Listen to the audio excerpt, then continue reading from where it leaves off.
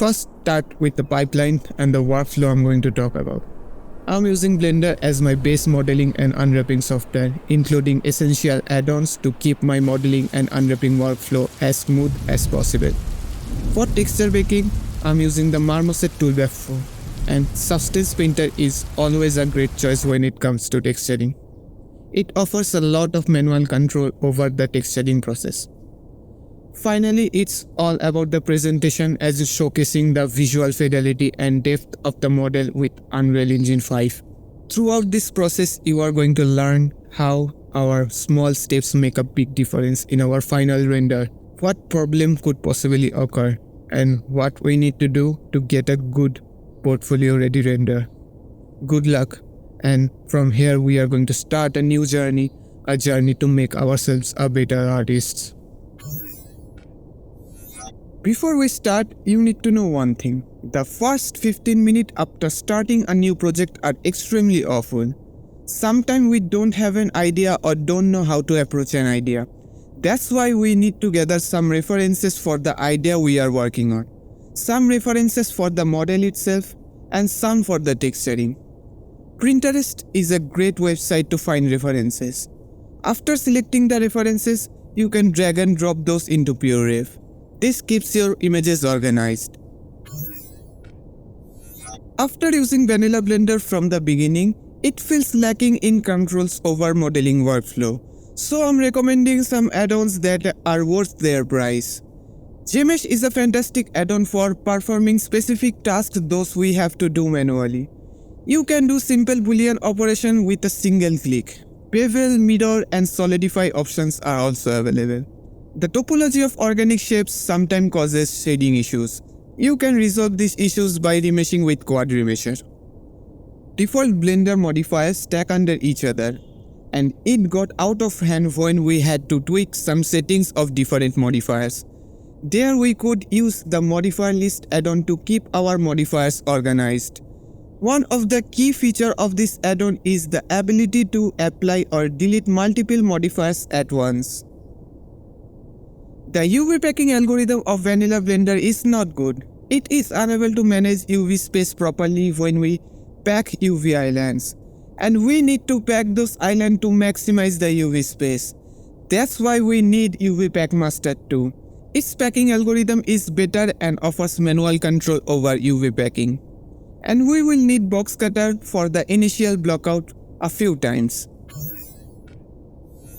If the model seems complex, we need to divide it into parts. For example, it could be body, seat, interior, chassis, front, wheel, wheel plate, half front, half back.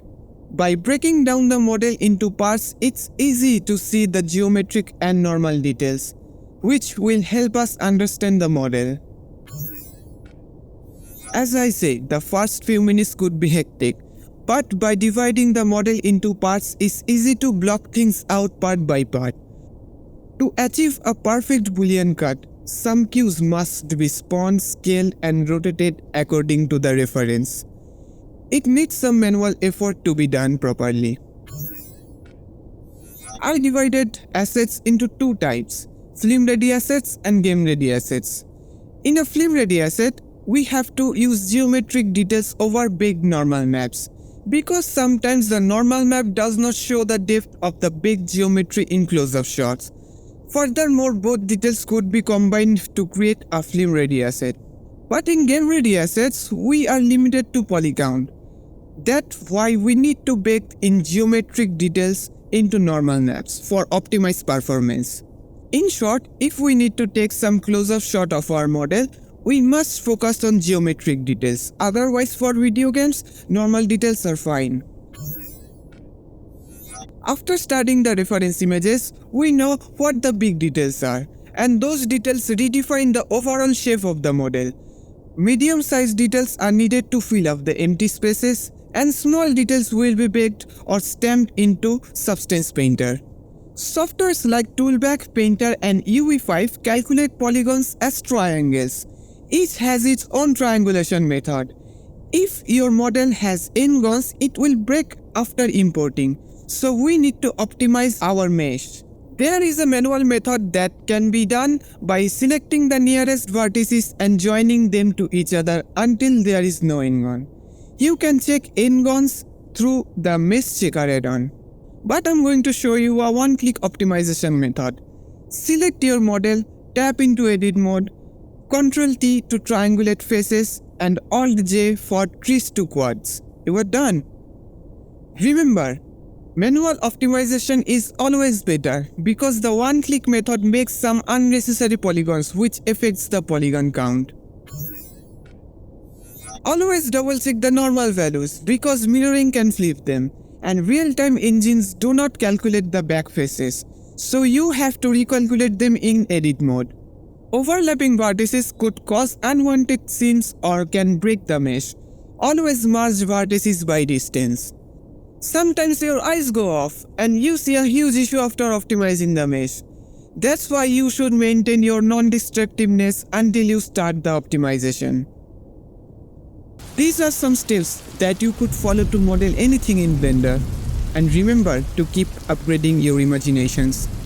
Okay, I will catch up you in the next one.